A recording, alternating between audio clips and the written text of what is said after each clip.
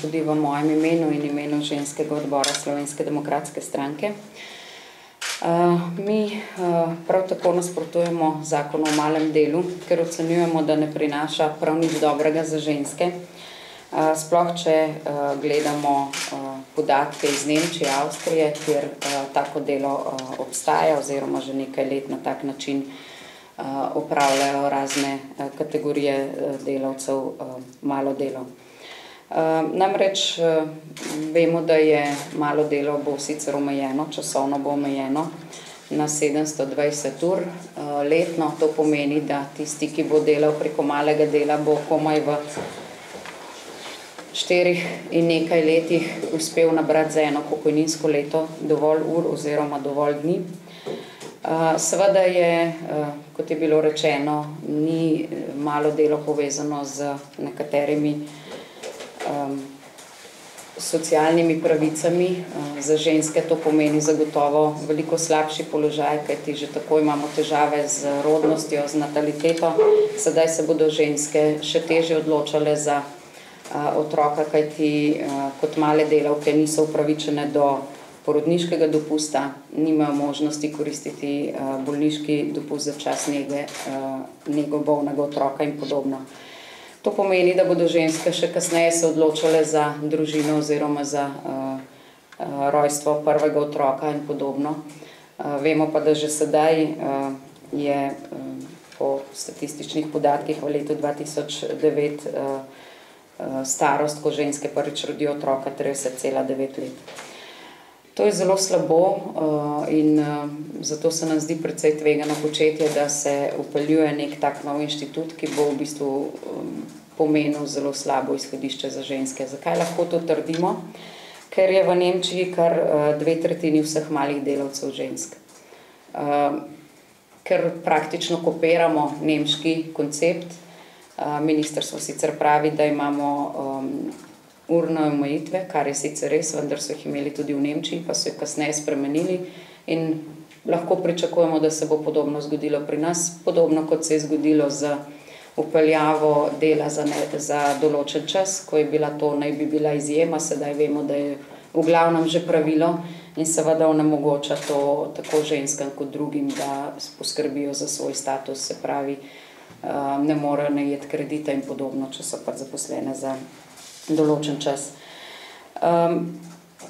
Ocenjujemo, da smo ženske v Sloveniji ob tem, da smo nadpovprečno, torej nadpovprečno veliko ženske v Sloveniji zaposlenih v primerjavi z drugimi državami, dosegle neko socialno varnost, neko ekonomsko neodvisnost. Vemo, da je veliko tudi ekonomskega nasilja in podobno.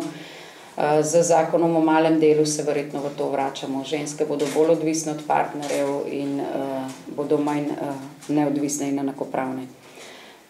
Pravica vseh je, da skrbijo, da imajo družino in skrbijo za svoje otroke z malim delom in to jemljemo. Enako pravico do bolniške odsotnosti za nego bolnega otroka, kajti še vedno so ženske tiste, ki v povprečju veliko več časa so največkrat odsotne z dela zaradi nege bolnega otroka, za razliko od moških. Tudi minimalni znesek urne postavke je seveda pomeni nič privarčevanega za pokojnino, torej iz tega, kar bo mali delavec oziroma mala delavka prejemala, ne bo privarčevala nič za pokojnino, samo štelo se bo v pokojninsko dobo, pa kot sem že povedala, za 720 ur, kolikor je omejitev na leto, pomeni, da bi moralo tako delo upravljati 4 leta in še nekaj, da dobi eno pokojninsko leto. Mi ocenjujemo tudi, da zakon ohranja vse elemente, ki so doslej povzročali zlorabe in delo na črno. Ohranja se napotnica, tudi posredovanje dela preko študentskih servisov. Minister Svetlik pravi, da ščitimo študentske servise, to seveda ni res, mi se zavedamo, da je cel kup anomalij in cel kup nepravilnosti, vendar če so take nepravilnosti, potem jih ne bi vlekli naprej v nov zakon. Namreč koncesije študentskim servisom podeljuje ministrstvo in tudi nadzor izvaja ministrstvo in če tega doslej niso uspeli lahko se samo vprašamo, kako bodo to naredili v nadaljevanju. Minister sicer obljublja 170 novih inšpektorjev, vendar je inšpektorat za delo v lanskem letu ugotovil 10 oziroma 9 kršitev študentskega dela, pa najbrž vsi tukaj znamo jih sami 10 našteti, pa nismo nobeni inšpektori. In če doslej nismo bili učinkoviti, dvomimo, da bomo v nadaljevanju učinkoviti.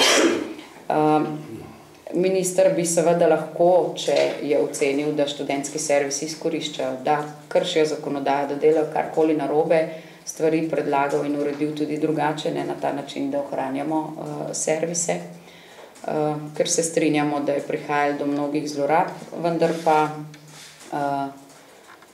jih država doslej ni znala odpraviti in dvomimo, da jih bo odpravila v nadaljevanju, kajti vse te, kot sem rekla, elemente, ki so povzročali delo na črno in kršitve, ohranjamo tako napotnica in podobno. Mi še vedno se bojimo, da se bo na napotnico nakazalo za 2-3 ure dela, 5 bomo pa plačevali še vedno na roko, tako kot se dogaja zdaj. In če tega doslej nismo znali preganjati, se bojimo, da bomo z novim zakonom o malem delu povzročili samo še več dela na črno. Skratka, v ženskem odboru SD smo proti, ker se bojimo, da bomo na ta način še poslabšali položaj žensk v Sloveniji, negativno vplivali na rodnost in nataliteto in seveda za prihodnost ustvarjali nove reveže namesto, da bi vsi imeli nekako zagotovljen socialni položaj, kot se spodobi v demokratični državi.